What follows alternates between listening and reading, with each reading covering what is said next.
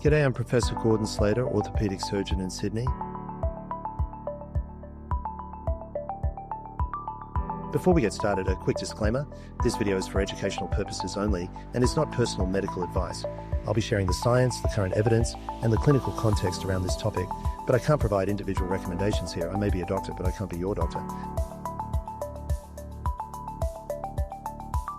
Now, PRP is one of those treatments that gets talked about a lot. Patients ask about it, athletes swear by it, clinics market it everywhere. But is it actually effective, or is it just good branding with a centrifuge? Let's talk about it. Now, PRP stands for Platelet-Rich Plasma. In simple terms, we take a sample of your blood, spin it down, concentrate the platelets, and inject that platelet-rich layer into an area that's painful or not healing properly. Usually that means a joint, a tendon, or sometimes a shoulder. The theory makes sense. Platelets release growth factors involved in healing and tissue repair, and because the product comes from your own blood, the risk of rejection is very low. So far, so good. But in medicine, plausible isn't enough. What matters is whether it actually helps real patients.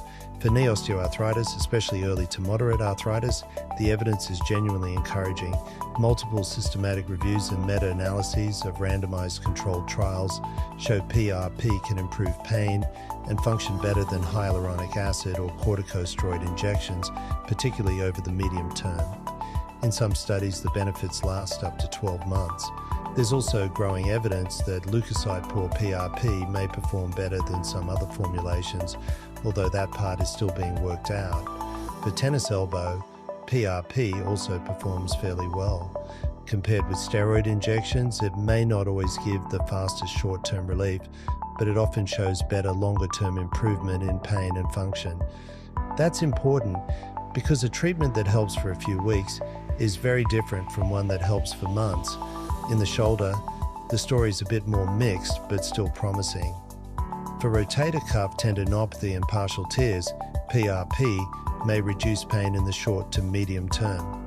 Some studies also suggest it may reduce re-tear rates after rotator cuff repair, although not every trial agrees, and that's the key message. PRP is not magic, it's not a miracle cure, and it's definitely not a one-size-fits-all treatment.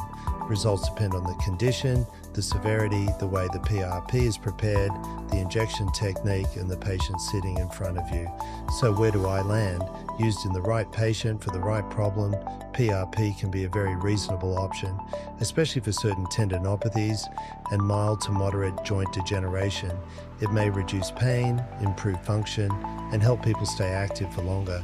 But it should be part of a broader plan, not a standalone miracle. A good rehab still matters. Load management still matters.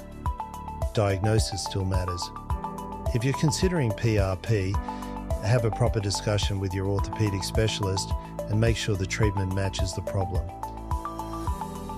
Thanks for watching. If you found this useful, like, subscribe, and drop your questions below. I'll see you in the next video.